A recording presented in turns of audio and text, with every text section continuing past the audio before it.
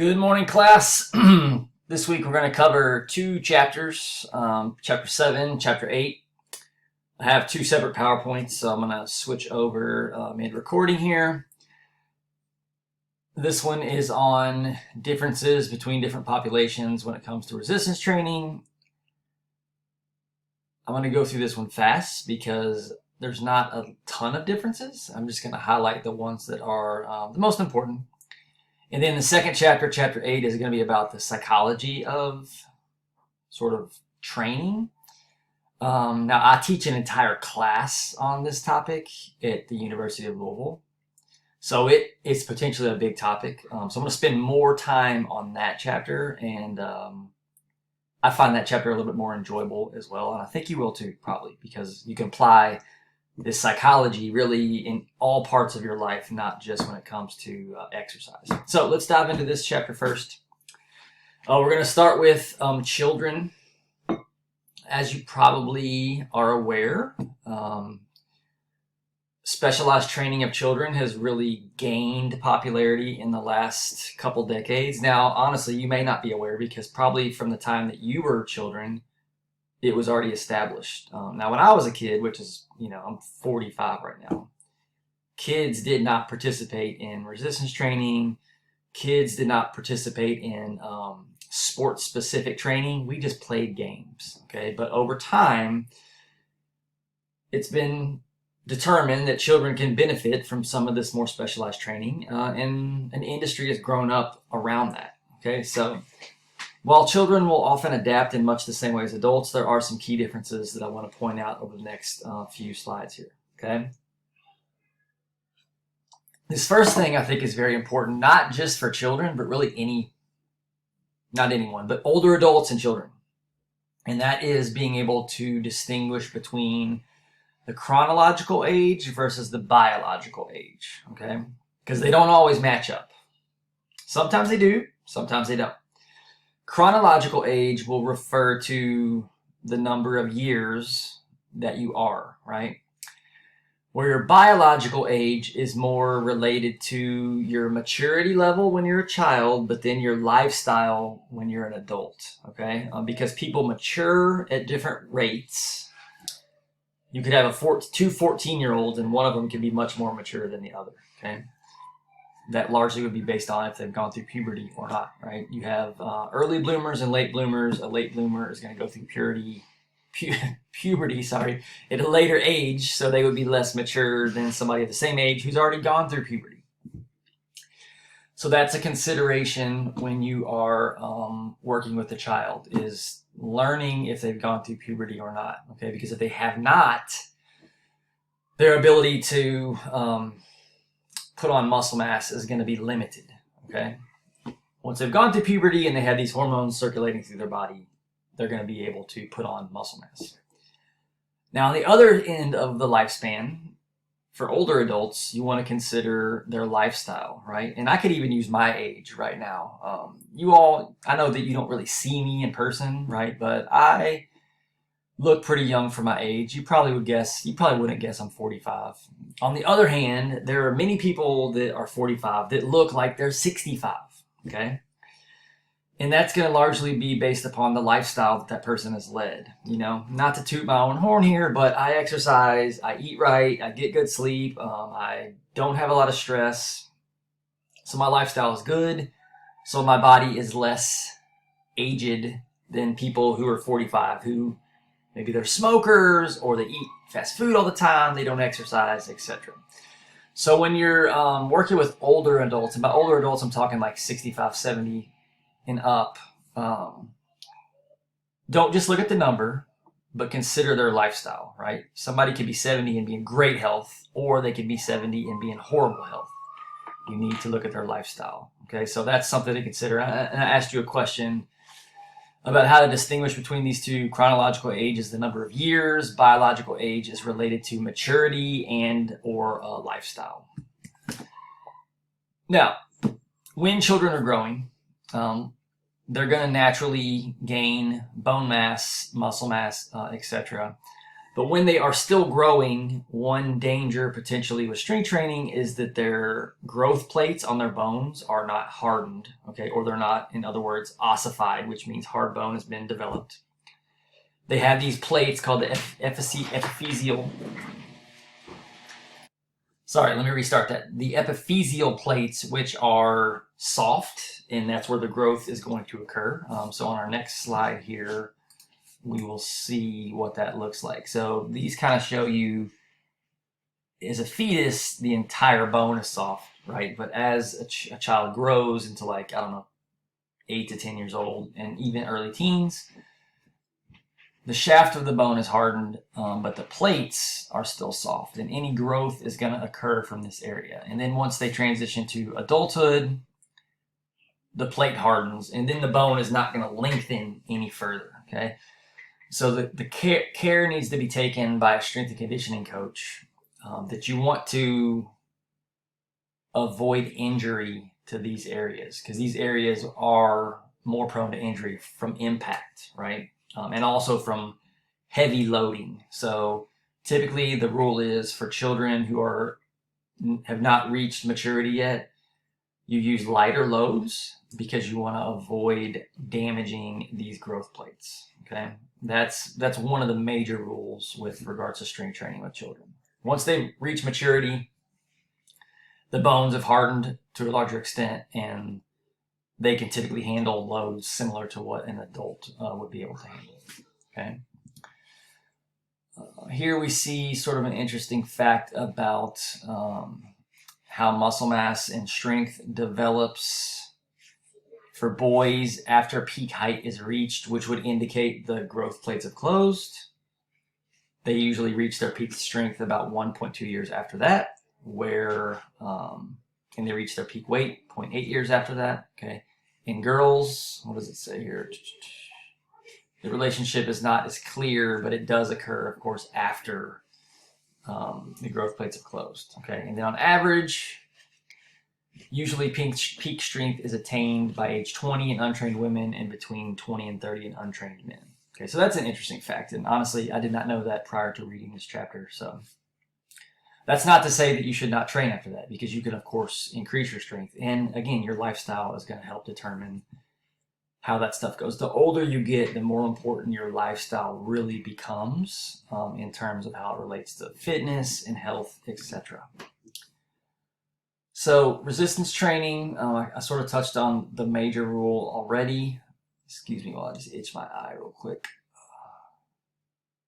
Oh, sorry about that. So again, the gains are similar to what we see with adults. There's not a ton of difference in that in this time period, 8 to 20 weeks, you typically see strength gains of 30 to 40%. And these are in pre-adolescent children, okay?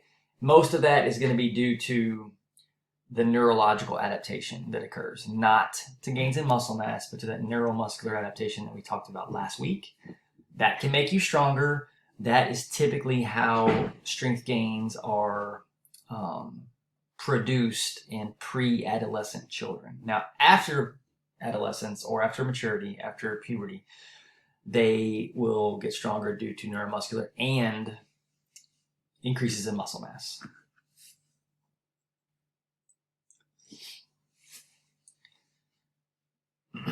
So here we see that, essentially we have these different factors. Purple is lean body mass.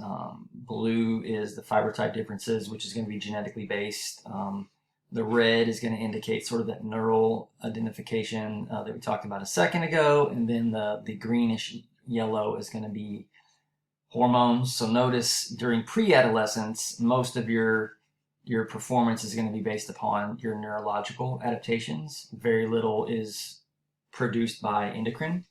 But once we reach adolescence, all four really coalesce together, and that's what ultimately leads to higher levels of strength at this time. And then as people transition into adulthood, strength will continue to improve, largely based upon increases in mass or fat-free mass. Potential benefits, I think that's pretty obvious. Potential risks, sort of as I indicated earlier, you need to properly prescribe resistance training to youth, and most of that is watching the load and the amount of impact on the joints of children who have not yet reached maturity. Okay. This bullet point I touch on the next slide, but I'll just kind of mention it right now as well, is that you really need to teach them how to lift, not focus on how much they're lifting. Okay, because if you've ever worked with a child before, or maybe you've been around one, you know that their coordination is not the greatest, especially once they kind of reach that pre-adolescent age. They become a little bit more uncoordinated because their body has grown and they don't really know how to control it very well. So teaching the technique is of utmost importance here. Okay, and that's really going to pay off once they reach adolescence, because then their technique is good. Then they're going to be able to make those gains in a more safe fashion. Fun is also a factor. As you probably know, kids' attention span is not quite as long. They don't really have the ability to focus on a goal quite as much as an adult does. So making it fun can increase their adherence. And that's important, especially with like obese youth, which is becoming more common. If they're not having fun with the activity, they're not going to want to do it. But if you can make it fun, then you're going to increase their likelihood of being a consistent participant.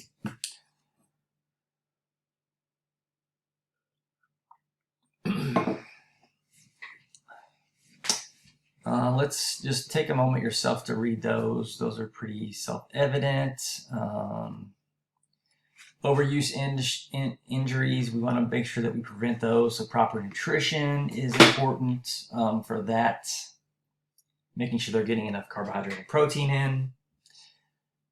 Getting good nutrients, vitamins and minerals, and not just relying on junk food. That's going to enhance recovery quite a bit, right? It's tempting to, these days especially, to have youth specialize in one sport and only play that sport year round. That can actually increase the risk of overuse injury, because muscles are just kind of working in the same direction and pattern over and over and over again. They could get set up for overuse injury because the muscles get overworked in those patterns. What is a better idea is to have children play as many different sports as possible, right? Then they're using different motor skills, they're using different muscles in different ways, different movement patterns, etc. They achieve much better balance from a whole body perspective, and that's important for helping to avoid overuse injuries. And really that goes for adults too, but it's of particular importance with children. Okay, so other guidelines, as I mentioned, you want to gradually increase the load. Typically your 1 to 3 sets of 6 to 15 reps is a good sort of place to start with children. Higher rep, lower load is going to be definitely the place to start. And as I mentioned earlier, this is by far the most important rule. It's going to be tempting for children to want to lift more weight. Okay, they're going to lobby for that probably, but it's up to you as the professional to resist that urge. Don't give in. Make sure that they have mastered the technique of different exercises, and then once they have done that, then you start increasing the load. Okay, in my experience, it's really difficult to teach a child like the concept of having a flat back when they're doing something like a deadlift. Very hard to do. So if you start increasing their load on a deadlift, they're going to be doing it with a rounded back, and they're going to increase the risk of injury, right? So make sure that you really emphasize that form before increasing the load. That is by far the most important rule. All right.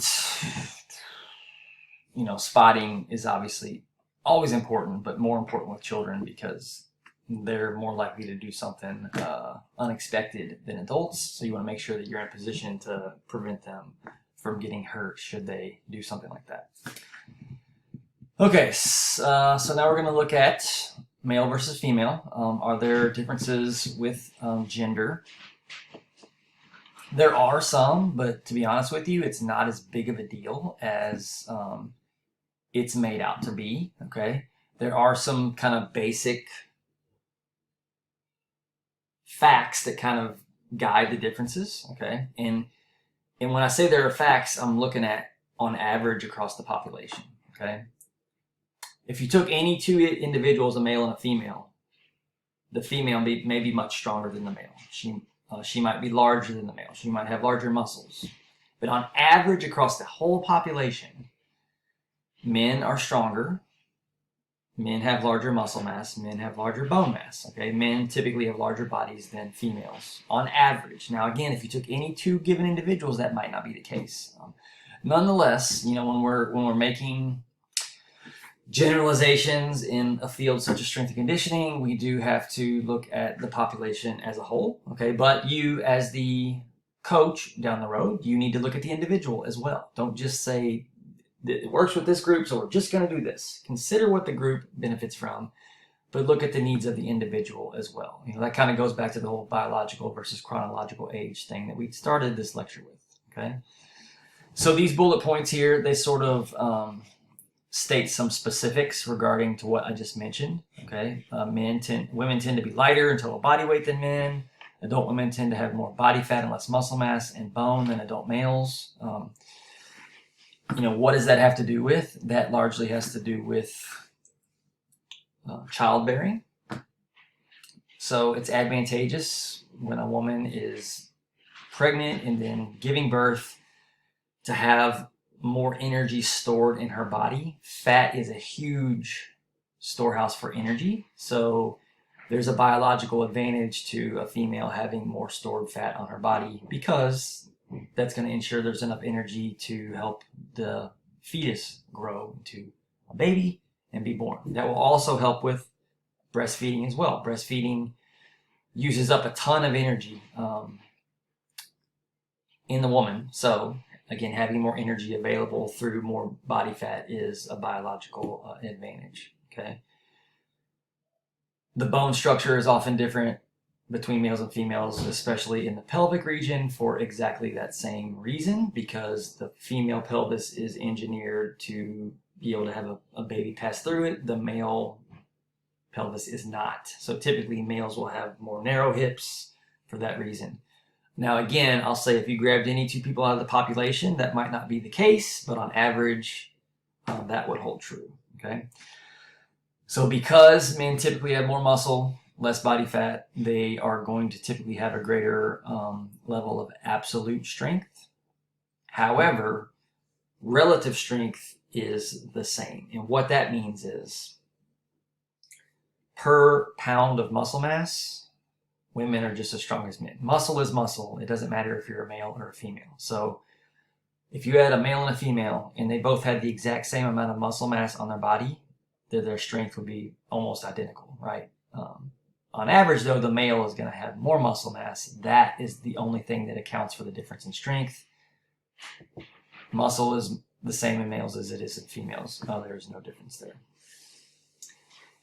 So some specific concerns for female athletes kind of relates to what I mentioned earlier. And that's that women typically carry more fat than males for different biological reasons. But a lot of times women can not like that, and they will do things to try to drop as much of that fat as possible, okay? By doing that, though, a situation can develop in female athletes that is known as the female athlete triad, where severe low energy intake coupled with high energy expenditure can disrupt menstrual function and can essentially cause the cycle to stop altogether. It can also start to produce decreased bone mineral density, which could lead to more brittle bones, etc. And if you look at what's happening here, if a body is being deprived of energy, then that body is not really in a state where a healthy baby can be born, right? So therefore, that's why the menstrual cycle would shut down, because if somebody has a severe low energy intake, their body's not going to allow itself to become pregnant, to kind of put it mildly, okay? If this continues, though, osteoporosis can develop, which is severe bone mineral density losses, amenorrhea, which is, again, the absence of the menstrual cycle for at least 3 months. And that creates a whole host of health issues, okay? So the goal would be to identify if you think a female athlete is heading down this road. So if you start to see like severe weight loss occur, if you notice that they're not eating, doing excess cardiovascular exercise, there might need to be a psychological intervention to prohibit this from happening, because you want to avoid going over that cliff. Once you go over that cliff, it's hard to get back up. So ideally, you would identify it and stop it before that happens. As far as the program design differences, as I mentioned, there's really not much. Just know that typically females will have less upper body strength than males because of the anatomy, right? Men typically have more muscle up on their torso because they don't have breasts, right? Women do, so there's less muscle mass there. As far as lower body goes, they're almost step by step. The same strength can be developed in males versus females in the lower body, but in upper body, men are always going to have a little bit of advantage. And again, that's the anatomical differences kind of coming back into play again. A couple potential sites of injury that are common with females. So going back to that idea about the pelvis, because the pelvis is wider, there is a larger, what is known as a Q angle, right? So the Q angle represents the angle from the outside of the pelvis to the outside of the knees. On a male, there is no angle, and if there is one, it's very slight. On a female, though, because the pelvis is wider, that angle tends to be more dramatic, okay? And what that can do is create a lot of medial, which is the inside, medial instability in the knee, okay? And kind of if you visualize somebody who has a knock knee where their knees come together, okay, that is evidence of this increased Q angle. And what that can lead to is weakness in the anterior cruciate or the ACL ligament, the ACL, okay? So therefore, because of this Q angle difference, and again, this is another thing that's largely driven by the anatomy of the female body, female athletes are up to 6 times more likely to have an ACL injury than males due to that angle, but also because of, again, the potential for childbirth down the road. Women tend to have more mobility in their joints versus males. That could also contribute to this increased risk of knee injury. Doesn't mean it's going to happen, but you just might want to take extra precaution to strengthen the glutes, make sure that the knees are not naturally turning inward, because often that is indicative of weakness in the glutes. So by strengthening those, the knees are often pulled out away from the midline a little bit more, and that helps reduce the risk of developing that type of injury. All right, let's finish this one up with older adults.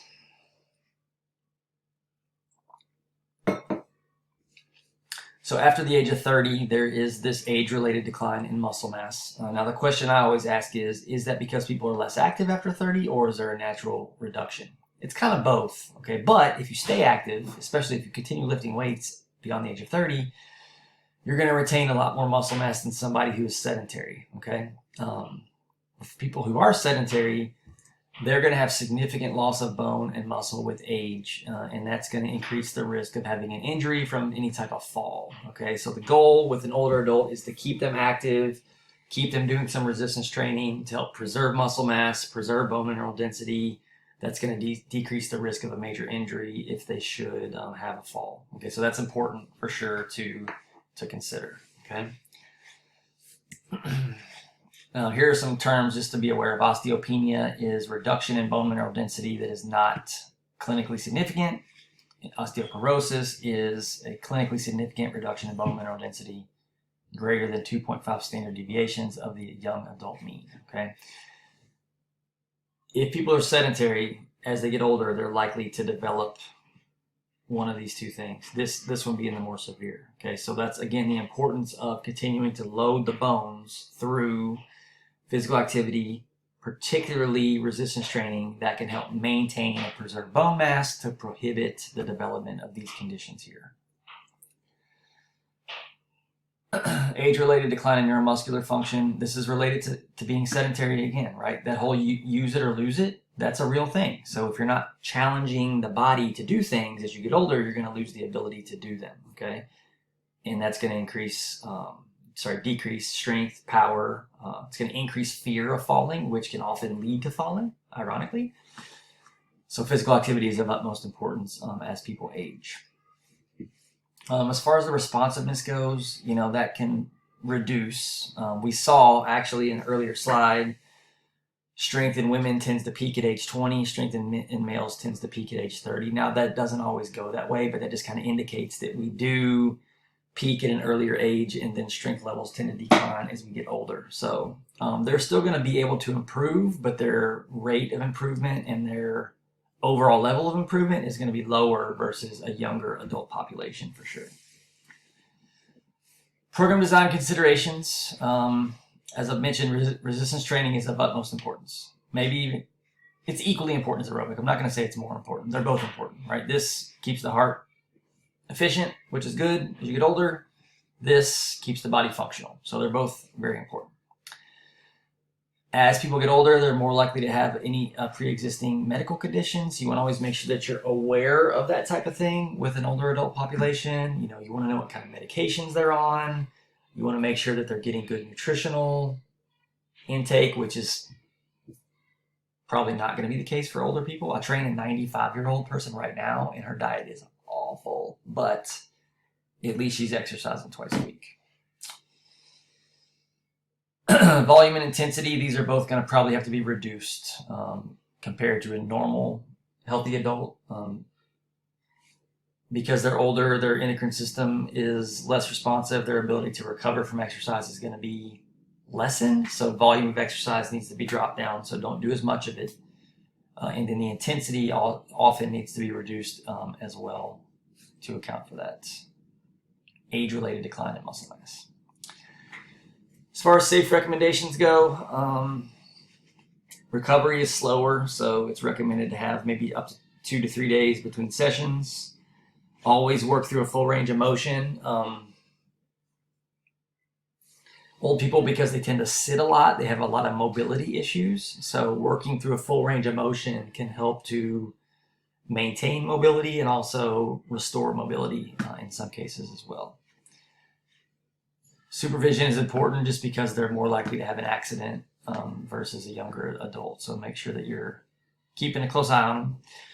Avoiding the Valsalva maneuver is recommended just because that can put a lot of strain on the cardiovascular system. They are typically more likely to have existing illnesses such as cardiovascular disease. So avoiding that is just a safe way to make sure they can exercise without having one of those accidents.